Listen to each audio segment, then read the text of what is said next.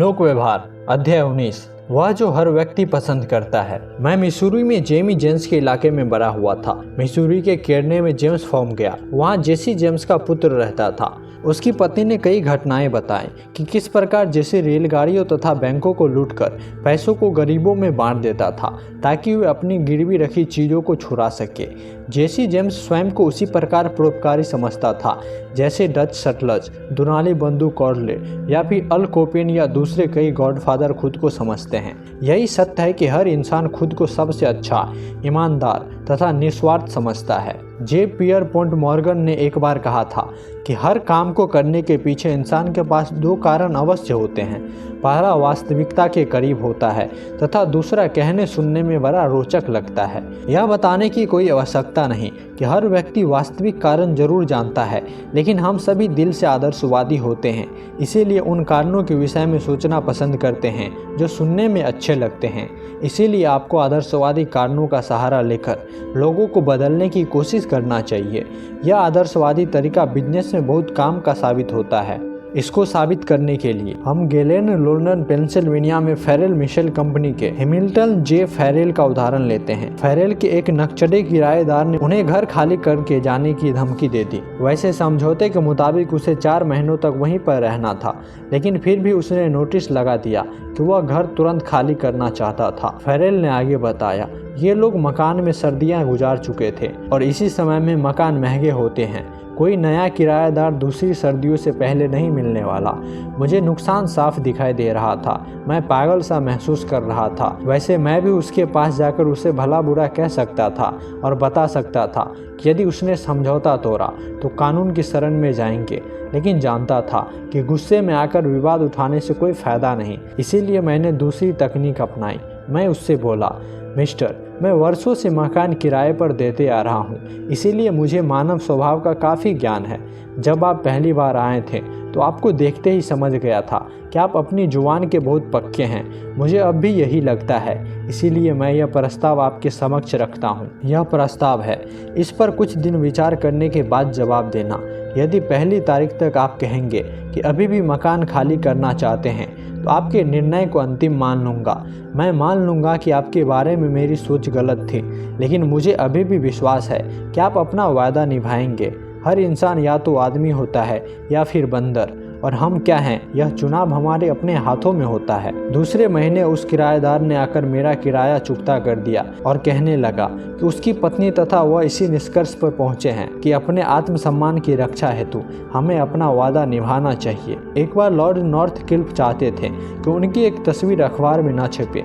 उसके लिए उन्होंने संपादक को एक पत्र लिखा, कृपया मेरी वह तस्वीर मत छापना, क्योंकि वह तस्वीर मेरी माँ को बिल्कुल भी अच्छी नहीं लगती। अगर वे साफ लिख देते कि वह तस्वीर मत छापे क्योंकि मुझे पसंद नहीं है, तो क्या वह संपादक उनकी बात मानता?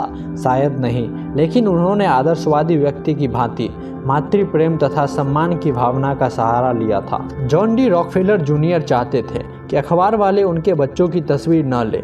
उन्होंने साफ तौर पर नहीं कहा कि अपने बच्चों की तस्वीर छपवाना अच्छा नहीं लगता, बल्कि उन्होंने कहा, आपके भी बच्चे होंगे और आप अच्छी तरह जानते हैं कि बच्चों को कम उम्र में इतना प्रचार मिलना उनके भविष्य के लिए दुखदायी होता है। माइन के निर्धन लड़के साइरस एच.के. कर्टिस अपने कैरियर के शुरू में लेखकों को उतनी राशि नहीं दे पाते थे जितनी दूसरे प्रतिद्वंदी दे सकते थे।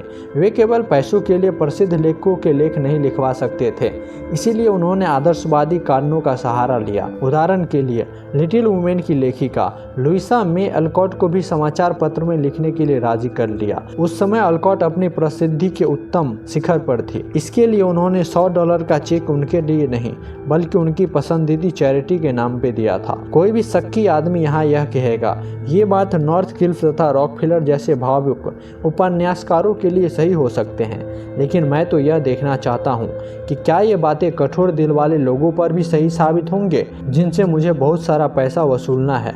आपकी बात सही है, कोई भी सिद्धांत सभी पर एक समान काम नहीं करता। यदि आप उन परिणामों से पूर्णतया संतुष्ट हैं जो आपको मिल रहे हैं तो बदलना क्यों चाहते हैं? यदि संतुष्ट नहीं हैं तो प्रयोग करके देखने में क्या हर्ज है? इसके लिए आपको मेरे एक पूर्व विद्यार्थी जेम्स एल थॉमस की यह सच्ची कहानी को पढ़ने में बहुत मज़ा आएगा। एक ऑटोमोबाइल कंपनी के 6 ग्राहकों ने सर्विसिंग बिल अदा करने से इनकार कर दिया। सभी को कोई न कोई परेशानी थी, लेकिन बिल कार्ड पर ग्राहक के हस्ताक्षर होने के कारण कंपनी को मालूम था कि उनका दावा सही है। कंपनी ने पहली गलती यही की कि उन्होंने यही बात ग्राहकों को पत्र में लिखकर भिजवा दिया। क्या आपको लगता है कि क्रेडिट डिपार्टमेंट के आदमियों द्वारा वसूली के लिए उठाए गए कदम सही थे? पहला, कंपनी के एजेंट ने हर ग्राहक के घर जाकर साफ कह दिया कि वे बिल वसूली के लिए आए हैं, जिसका भुगतान उन्होंने लंबे समय से नहीं किया है। दूसरा, उन्होंने स्पष्ट कर दिया कि ग्राहक गलत थे और कंपनी पूरी तरह सही थी। तीसरा, यह भी बता दिया कि ऑटोमोबाइल की जितनी समझ कंपनी के कर्मचारियों को है उतनी ग्राहकों को नहीं है, इसीलिए ग्राहकों को बहस में नहीं पड़ना चाहिए। चौथा, परिणाम स्वरूप बहस घंटों खिंचती रही। क्या आपको लगता है कि कोई ग्राहक बिल चुकाने के लिए मान गया होगा? इसका जवाब खुद से पूछकर देखिए कि इस स्थिति में आप क्या करते। ऐसी स्थिति में क्रेडिट मैनेजर कानूनी कार्रवाई का मन बना चुका था। तभी यह मामला जनरल मैनेजर की नज़र में आ गया। मैनेजर ने ग्राहकों की पूरी जांच की और इससे यह पता चला कि आमतौर पर ग्राहक तुरंत पैसा भुगतान कर देते थे, इसीलिए इस बात की संभावना थी कि वसूली के तरीके में ही कहीं कोई परेशानी थी। उस जनरल मैनेजर ने जेम्स एल थॉमस को बुलाकर बिलों की वसूली की जिम्मेदारी सौंपी। मिस्टर थॉमस द्वारा उठाए गए कदमों के विषय में उन्हीं की जुबानी सुनिए।